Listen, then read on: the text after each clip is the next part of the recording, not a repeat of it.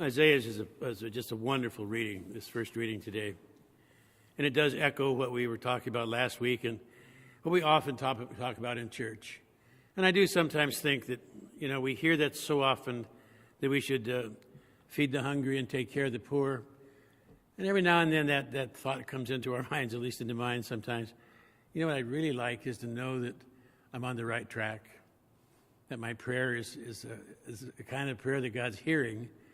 I don't demand that he respond, but I'd really like to know if he's actually getting through, I'd like to know, maybe not if I'm his beloved son, but if I'm on that trail, I'm in the right place to someday be his beloved son. And when I think that way, it kind of pulls me away, I think, from God and who I am. Because the only way I'm going to find out who God is in my life is by turning my life over to other people. And that first reading is very powerful. If you bestow your bread on the hungry and satisfy the afflicted, then light shall shine before you in the darkness, and the gloom shall become for you like midday. All my problems, all the brokenness that I experience in my life will be taken care of. I will rise above that by Christ being with me as I reach out to other people. Now, to do this, I think I have to, again, remind you what I said last week. When we talk about the poor, most of you can really say, well, that's me. I'm sitting here in school. I got any money. What can I give to anyone? And I want to remind you what I said. The poverty of being a human being is what you need to be in touch with now. Later on, you'll be able to do something, Now your job is to study. But in the midst of doing that job, you still can be alert to the poverty of being human in your life and in others. The people you room with in the dorms, in a rooming house, wherever it might be, the people you take class with, fraternity, sorority, wherever. There are people around you at all times who are not experiencing the joy of God's presence. And we can be the one who reaches out to them. It is not a big thing to do, but it demands that we get out of ourselves. It demands that we stop being the center of the universe. The only thing that changes us is going to be action. Prayer is an action, but it's an action that leads us into more action. You cannot change yourself by thinking. No one has ever changed themselves by just thinking. What you do is to act, and that action is what changes you.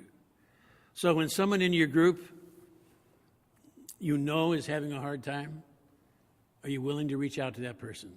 Take a chance. When they actually come to you for help, are you willing to take the time? When you see, sometimes we just know by the look in their face or something we know it has happened that they need to talk to somebody. I think for guys it's particularly difficult. But somehow we have to learn as men to reach out to other people.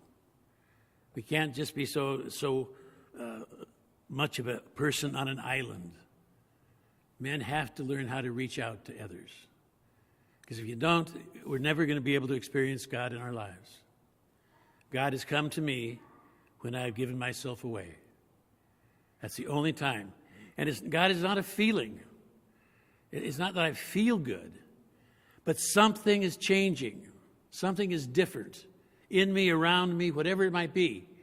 But God's presence heals me. My wound, it says here, will be healed.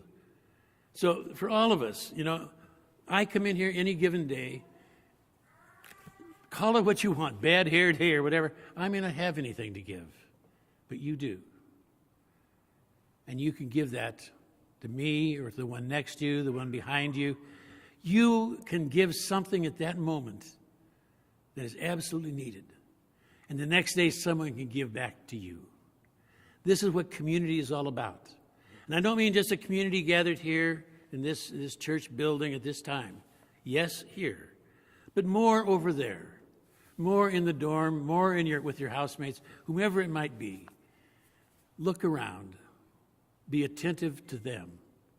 Pay less attention to yourself.